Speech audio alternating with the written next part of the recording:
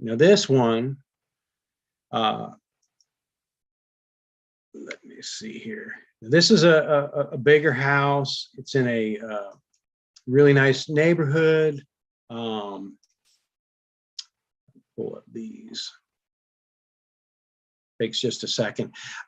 This one had huge, and I would recommend for anybody new never to take on a project like this. This one we have probably, I don't know, 280,000 just in the renovation costs in this one. This thing had really, it sits on the side of a hill, and I'll show you some of it, had really severe structural problems. I personally like buying properties with structural problems. I didn't do it for 20 years, but about 10 years ago, I started buying them. And you can make a lot of money on structural issues. But if you've never done it before, I just recommend not. But I'll show you, because this one in particular, we spent $65,000 on the structural, fixing it before we even started doing the renovations. So it can be very expensive, but it turned out really, really nice. You know, this is the living room, and basically on this one, it's everything. It's plumbing, wiring, light fixtures, new windows, refinished floors.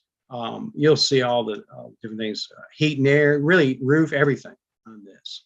And on one thing that we do on the more, usually anything over 300,000 or so, we're gonna probably stage them too. So this is staged. You know, the lower end ones, you really can't, I can't afford to do them, but just so you can see. Coming in, and I will tell you, this one, I really fell in love with this house when I bought it, and it took my other partner a little bit to see it because there's walls everywhere. It's a traditional one-story house.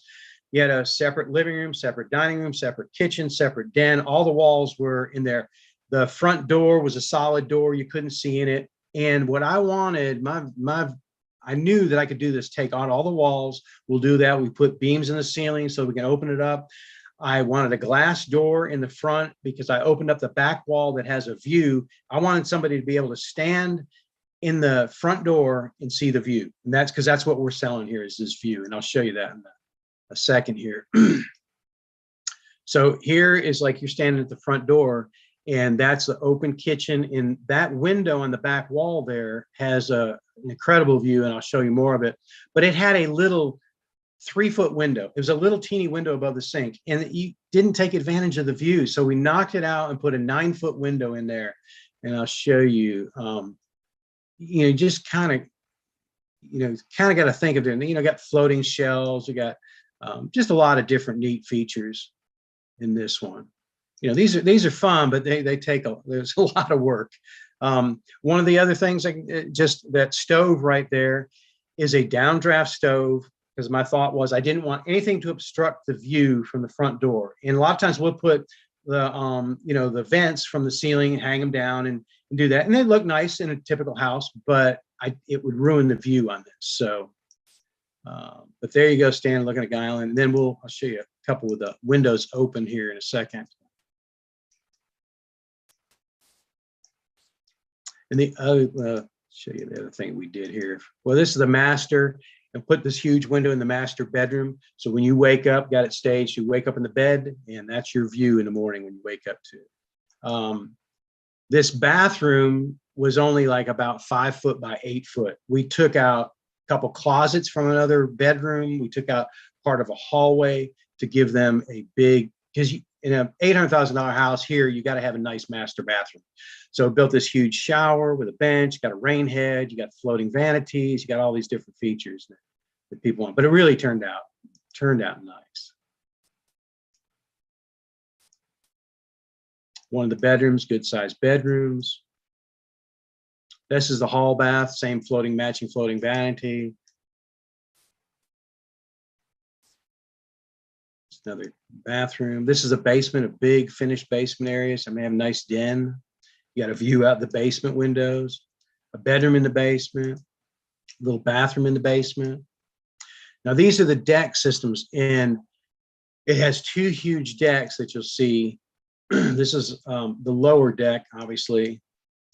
But here, this deck here, just so where that window is, that's a kitchen window. We put a bar top there, so that window opens up. The deck did not even go over to that kitchen, but I wanted that deck to extend out so you could open and entertain and have that serving bar right there, and it would be on the deck too. So here's some more views, but this is the window, and then it's one of these accordion folding windows that comes all the way across. So you stand in that kitchen and you can serve people on the bar top out there. Another shot from the outside. And then there's the view. Got some drone. This is from the back side. Now the front side looks small, but it's actually a pretty good sized house from the back. And I'm going to kind of go through these last couple quick because I want to show you just real quickly the sunset pictures. This was another thing that we wanted. Okay, we had the photographer make 2 trips, come back at sunset so we could kind of get that. And so here we are. So we have photos so people can see what they're going to see at sunset. And there you go. Doesn't even looks like a painting, but anyhow.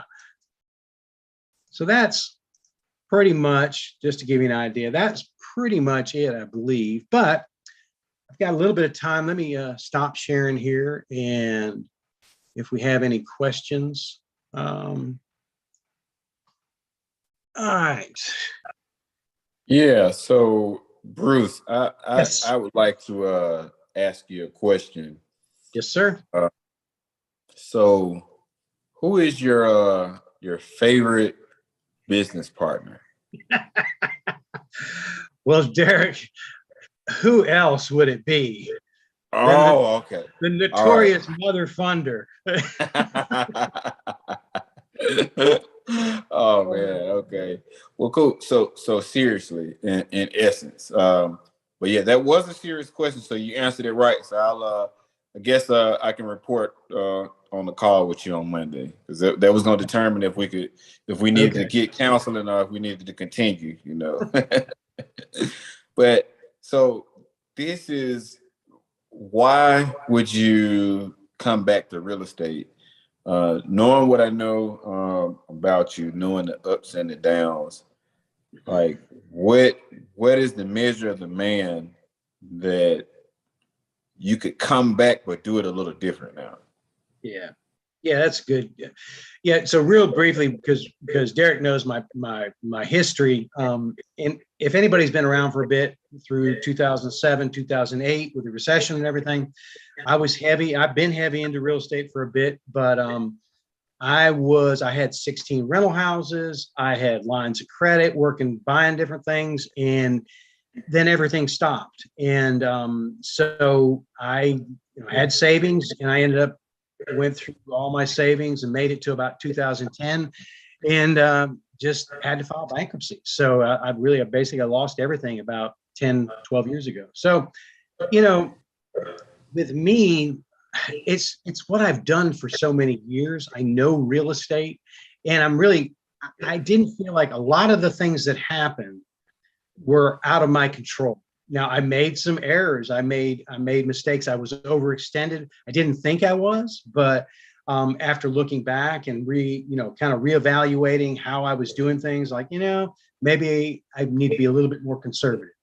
So I didn't have, at the time I had a lot of my own money, and I was really extended. And then a lot of different things. I mean, I've really changed a lot of things. I had 2 or 3 new cars and new car payments and all kinds of credit card bills and everything, because I was making a lot of money. Oh, I can always pay those. That's no biggie. And then all of a sudden, never seen anything just stop.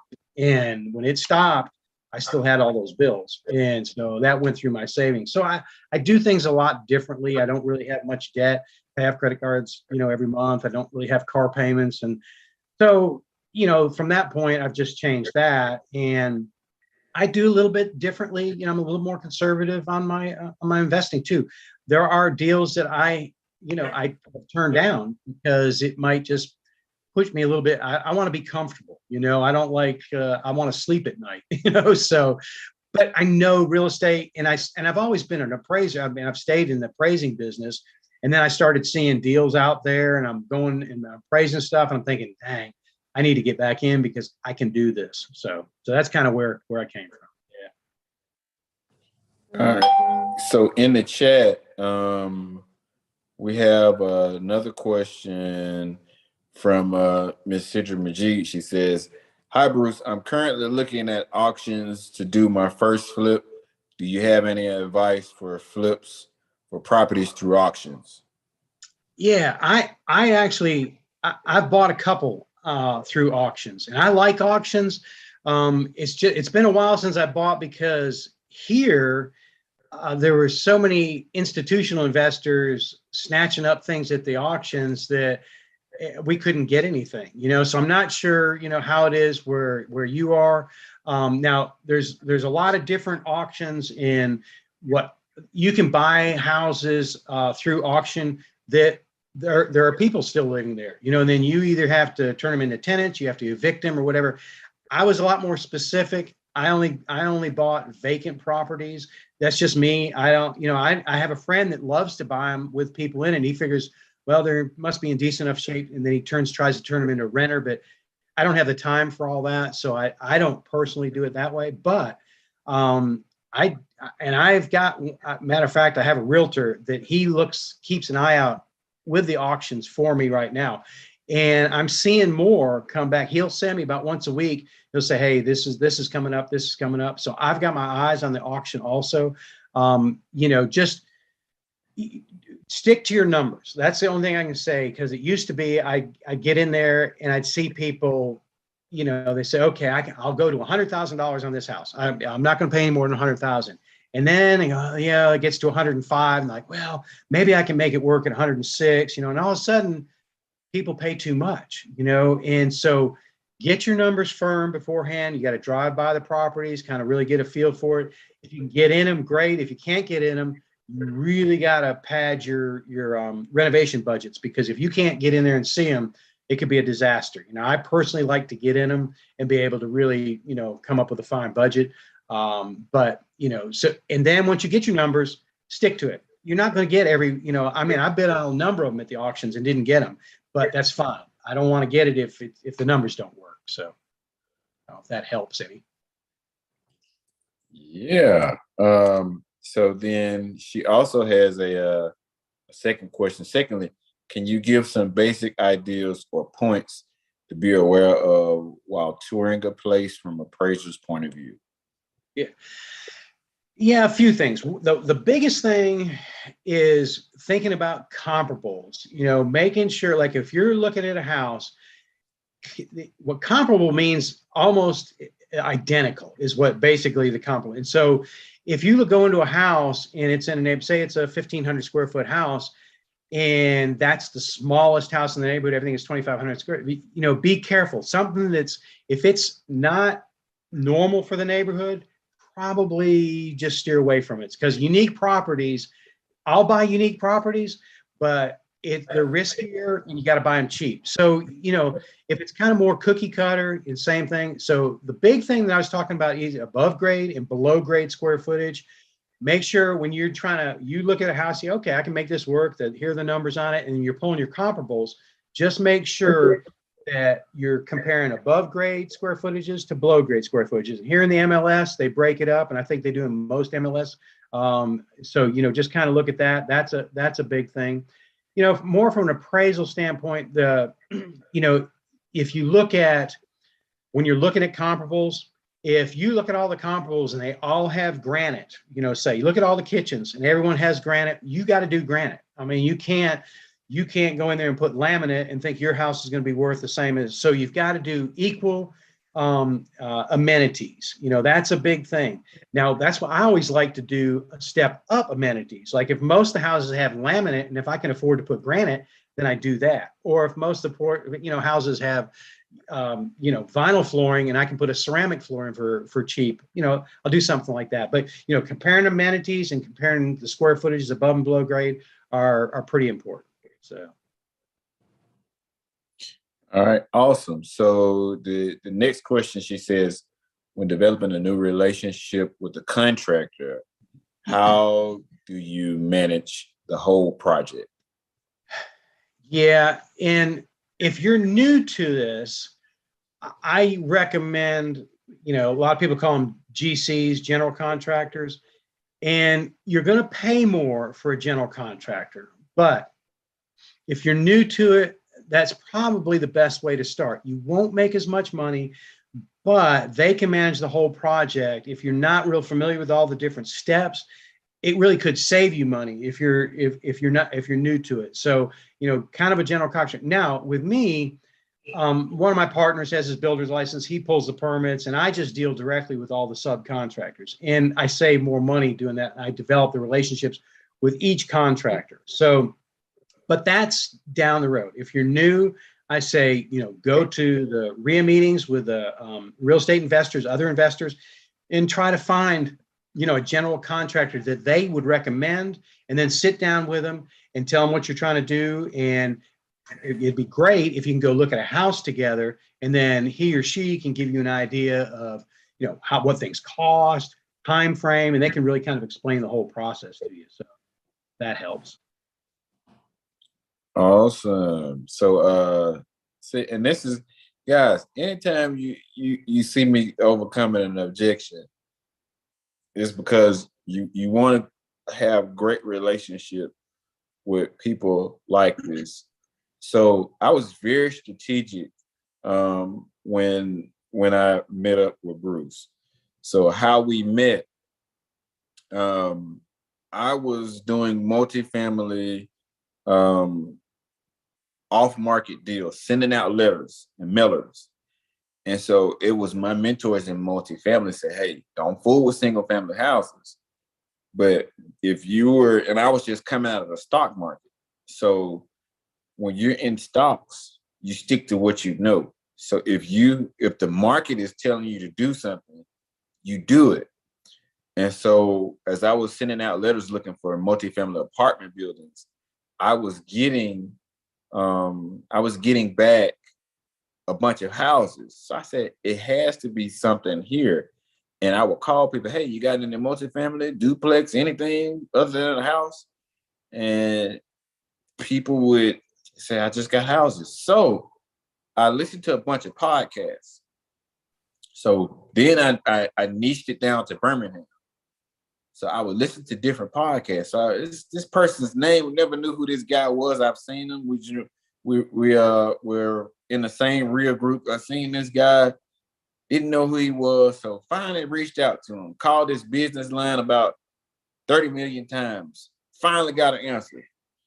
I said, introduced myself, joined this course, was a star student, not to toot my own horn, but I'm a little OCD, right? And so when we would talk, we initially met, introduced myself. And so he was like, oh, well, did you look at my house in West David? I said, oh yeah, the one on Starcross. He was like, well, how do you know it? Man, I done watched your videos 5 times already. So he was like, oh, really?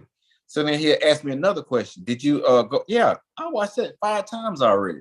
So he was like, oh, really? And so now I wanted to learn more about the residential because I got multifamily. I love multifamily. But Bruce is the reason why I have a love for single family, is because you can take something and you can bring it back to life, like this house that we have. It's like you want a partner that is very invested in you, in that partner, and in the property. So I was only focused on the physical, and you want a partner to add something to it, where immediately he was like, oh man, we can chop the trees down to see over the view. And I'm like, it's something about that where, just imagine if we'd been disagreeing or if we'd be fighting, he might not have that creative space and place to be able to add that addition. But we work so well together and we challenge each other to be better and do better each and every day. And that's the type of situation that you want to be in. He's a wealth of knowledge. And I think we work so well together, and looking forward to continuing to learn from him. And I wanted to tell him how much I personally appreciate him for agreeing to come on and share his knowledge. And I What's your response? You gotta say something, man. Well, I appreciate Derek, and I appreciate all that you've done. So, it's, Derek's been a big help, and he was strategic, and I knew that he spent a little time doing some research because he knew a lot when he finally met me. So it's like, but that's good. No, that's good. Hey, I appreciate that. I mean, that means something. So, and Derek's been a great help. I mean, because I've been. I do a lot. I've got projects going, appraisal business. I'm doing, 25, 30 appraisals a month and doing all this stuff. So anyhow, I call Derek and say, hey, you got time to go meet the contractor. You got time to do this, and he's always there. So it's been a big help. So thank you, sir. Oh, hey, I'm going to always be there for you, brother. You like my brother from another mother. So or like a dad. It was more like a dad from another mother. I mean, I'm pretty old. Good point. But you still a young man. You're still a young man. Still a young man at heart. So trying to look to make sure. So if you have any questions for Bruce Green, please place them in the chat. All right. We're live streaming on Derek Young's YouTube page. Please go ahead and like and subscribe. That's right, guys. I want to let you know, guys, check this out. I'm big stuff now. So I've grown my YouTube page from 2 people to 7 people now. So I'm big stuff. And 2 people know me in Canada. So I'm big stuff. I'm telling you guys, I'm coming up in the world.